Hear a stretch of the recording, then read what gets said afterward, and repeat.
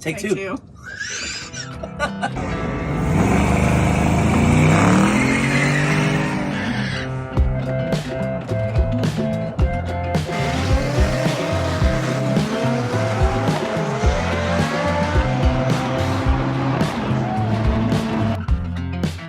Hey, this is Heidi with America's Meanest Cars. Today I have Harvey with Dune Addicts in his Civic, and we're out at Bandimere doing the final PSCA race. You stoked? I am fired up. I'm so stoked to be here. Even though you might be kind of out. Yeah, I'm out. Unfortunately, I got beat by a car that's not faster than mine. It's just, it's one of those things where I need to... Well, I hope you've had fun so far. Yeah, it's a blast. I'm having a great time. Awesome. What are we in today? This is my 93 Honda Civic. Her name is Che Bella. And I'll get to that. You want to hear the story? I would love to hear the story. So, a friend of mine named Charles Still, he was a customer of mine at my shop. He was on a football scholarship to like Georgia Tech or Georgia State. And he was also Travis Barker's bodyguard from Blink-182, the drummer. And so they were off on tour, and they were doing this thing with DJ AM where it was like a drum and beat type thing, and he would play scratch and stuff, and Travis would play the drums. They were leaving an event one night. They got on a private plane, and unfortunately, the plane crashed. There was 2 survivors, and that was DJ AM and Travis Barker. A year later, DJ AM died of a drug overdose. So Travis Barker's the only living person that was on that plane. Unfortunately, my friend passed away. This car was in my shop being built. We were planning everything out to do the build for him, and he passed away. So I went to the funeral. His family asked me what I wanted to do with the car, and I said I'd like to build it, and they left me the car and said build it the way he would have wanted it. So that's what we're sitting in. A sucky situation, but really cool how that worked out. So the reason her name is Che Bella is because his name is Che Still, and he named the car Bella. So this was his Bella. This is my Che Bella. So that was kind of cool for the name. I think that is really cool. Yeah. Do we have a sticker on it? Not yet. I have some stickers of his face. Emilio. I have some stickers of his face that are going to go in here and some in the engine bay and stuff. So that'll be really cool to have that, like an additional memory. Yeah, most definitely. That's awesome. So how did you get hooked up with all the PFI guys? Okay, so I work at a shop in Glamis, California, called Glamis Fab. It's in the sand dunes, and I didn't really get out of Honda drag racing. It kind of got out of me. You know, NHRA pulled out of sport compact drag racing years ago, and in Southern California, the market just died. So one day I was just scrolling around YouTube, and I saw this little kid. Well, sorry guys. What at the time he was a little kid. Yeah. Kyle was very, very young at the time, and he was working on this Civic in his garage and with this home-built turbo kit and stuff. And I was like, "This is exactly what I used to do." So I started following his channel and just watching these cool, crazy little builds he was doing. And you know, as the years progressed and I kept watching him, he bought a sand car with a Honda motor in it. And I was like, "Oh, well, now this is right up my alley." I'm a sand car guy. So I reached out to him, talked to him a little bit, and they had told me that they were planning a trip out to Glamis.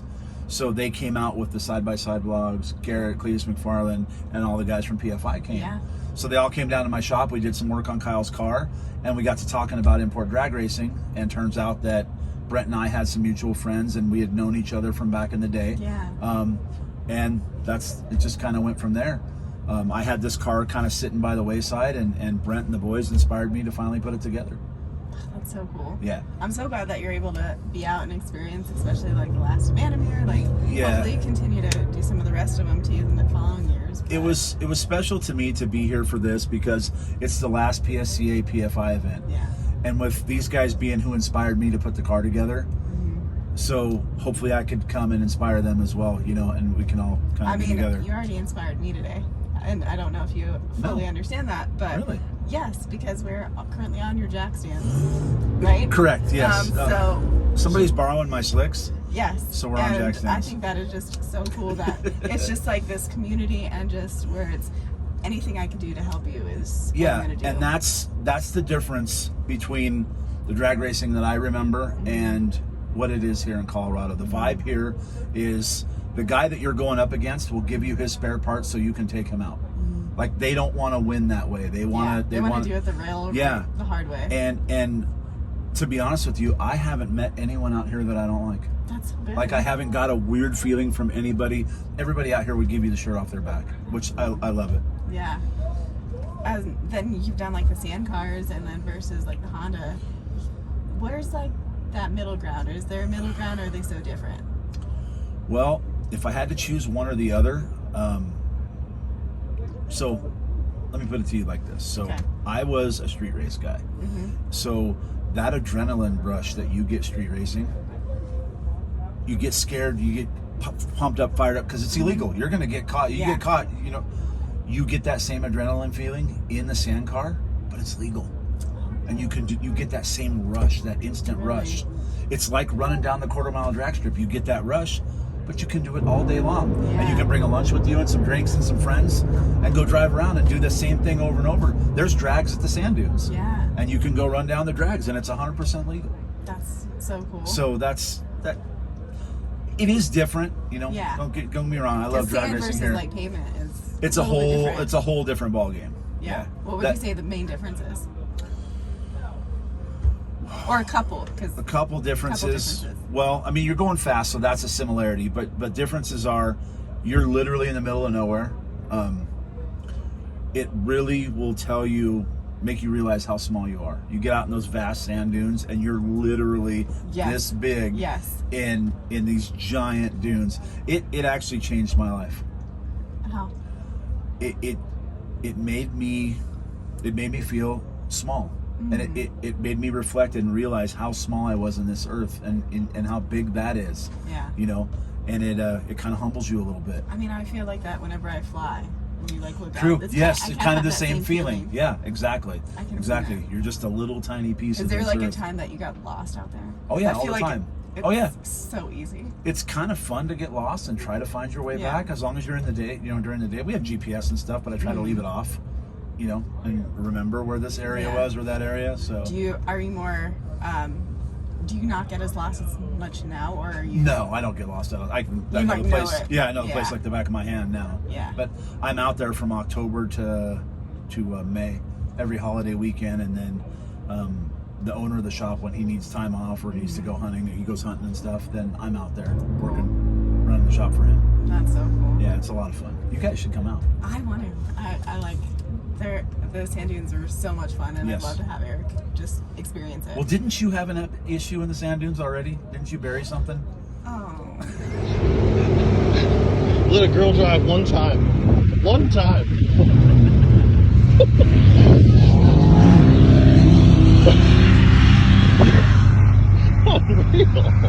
Unreal. Silver Lake in Michigan. Uh-huh. Leo side-by-side vlogs. I kind of got his TRX stuck at the top of the hill.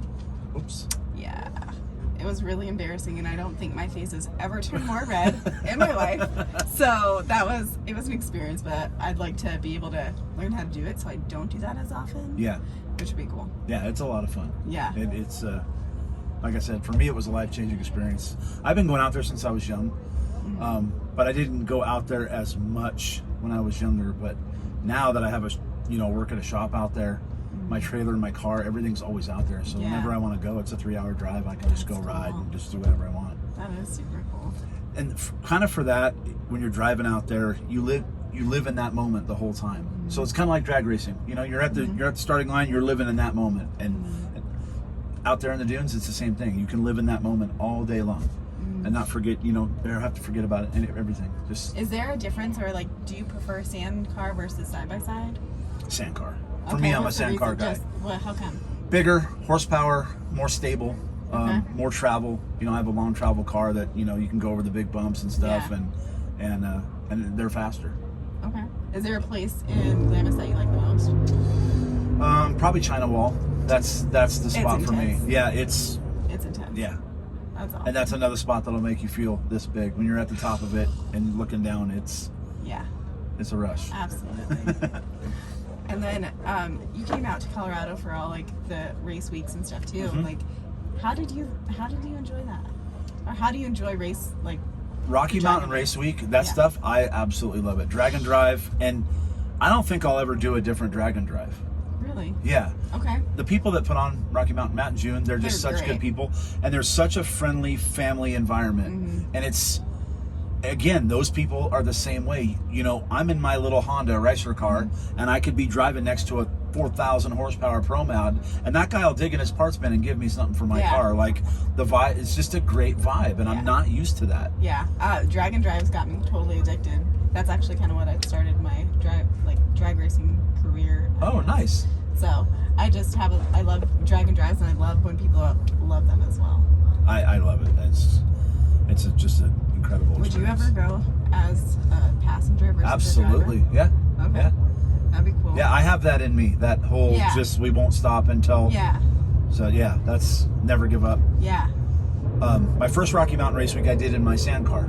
I did Yes. road week and followed the boys. That's why I Yeah. met them at Glamis and told them that I wanted to do Rocky Mountain race week, but I never had anybody to go with.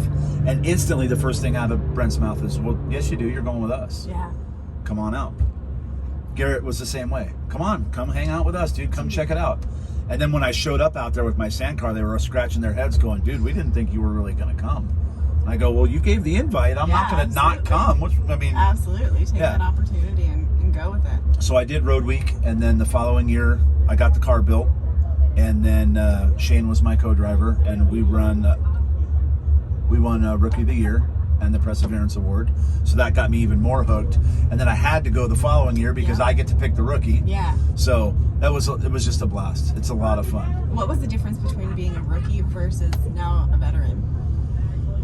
Just understanding it? Or- Understanding it, you know, and then being able to play the drag racing game. Yeah. Knowing the times and knowing who's in your class and who's running what times. Yeah. And, you know, the first year as a rookie, you're just trying to kind of get your bearing and Mm-hmm. actually make it through the event. So Mhm. now I know the car's sound, it'll make it through the event. It's just, you know, playing the game, playing the drag racing What's game. one piece of advice that you'd have for a rookie that hasn't taken on a drag race or a drag and drive yet? Overkill on spare parts. Okay. Any like things specific, or just if you know your car? If you know your car, you know what you need. Yeah. From the littlest things to the biggest things. I mean, Yeah. we carry transmissions with us. We carry timing belts, water pumps. I mean, anything you could need. Yeah. And trust me, we've used them and needed them. Yeah, absolutely freaking literally. We, Shane and I lost a transmission in Pueblo last year. And that was, what, I think day 4? I think so, because we we st- still had to drive back to Kearney the next day. Yeah. So I had to drive back to Kearney, Nebraska. So we had to roll a tranny into the car and then still made a 10:30 pass and then drove to Kearney. So Yeah. spare parts. How do you enjoy having Shane as your partner or your co-driver? I won't give him up. If that's, you know, he's definitely the cheat code for Rocky Mountain Race Week. I mean, he will do anything. It was weird because I would park the car and go grab a bag of ice, and by the time I got out, the trailer was unhooked, the tires were switched, like the car was in race mode, ready to go. That's so good. And, you know, when the tranny let loose, he jacked it up, slid under there, in 20 minutes the transmission And was you out. guys just vibe? We just vibe, and it's cool. That's awesome. Yeah. Like I said, the vibe of all of you guys, you even included, all you Colorado people. I am a Colorado person. But it's definitely not what I'm used to. I'm used to somebody would slam the door in your face, then hold the door open for you. Where I I come mean, we from. have so many, even like for this event, we have people from Utah and Florida and like that came out. Yeah, there are at Texas, Arizona. Arizona, yeah, and some Texas guys. So as well. I mean, it's a really cool vibe, and it's really cool to be part of. I love it. I won't stop coming. If Bandimere does stay open, I'll continue coming out here. I'll continue Yeah. racing here. It's just a cool vibe. I'll take Yeah. the time off work. I'll make the drive, and it's. I recently moved to Arizona a year ago, Yeah. and I went to the track there, and it's nothing. Oh man, it's nothing like this. There's like 2 guys that I kind of vibe with there, and the whole rest of everybody there. This is just very closed off. Yeah. and- Yep. They don't want to share information. They don't want to tell you this. They want to. It's not the same. Man, I not can't. the same. I guess maybe I'm just spoiled in that sense. This is what This I is what know. you're used to, Yeah. right? Yeah. It's But maybe we have this opportunity to spread it out to show And people share it with other that people. It's Yeah. a cool thing to do, and it's more fun. yeah, it's inspiring. I'll tell you that much. All of you guys are inspiring to me. So Well, like I said, you inspired me today, and I was so tough. I don't know. That was a highlight of my day today.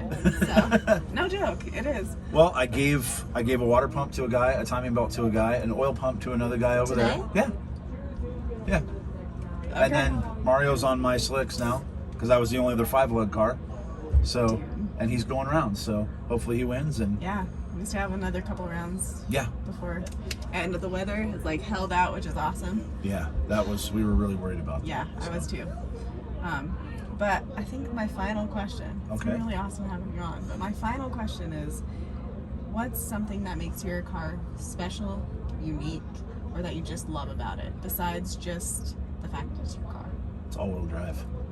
Okay. And all-wheel drive. So for me, okay, all-wheel drive car is an all-wheel drive car, right? Mm-hmm. But to me, this car was never made all-wheel drive. So that the fact that it wasn't supposed to be in it, it is Yes. now. And so back in the day when you were doing Hondas, the word hybrid, it wasn't electric. The word hybrid was you swapping another Honda motor from another car into your. This is really a true hybrid, non-electric, because I have Honda CRV parts throughout this whole car. Yeah. You know, and it wasn't meant to be all-wheel drive, and it is. Yeah, and like the part that I just love about just the whole scene of it is just the hot rodding aspect of it. Yes. And it has that old school, what I imagine to be the old school vibe of it. Yep. So Yeah. really cool. Well, I really appreciate you being on and Thank you all for the having crazy me. people around us because Yeah. that's. I mean, it's I think there's a the next- lot in the pits here, but Well, thanks for having me. I appreciate it. absolutely. Hope to see you again soon. Oh, you will? Definitely. We're good. Yeah. Oh, yeah. Definitely. You guys got it. All right. Bye.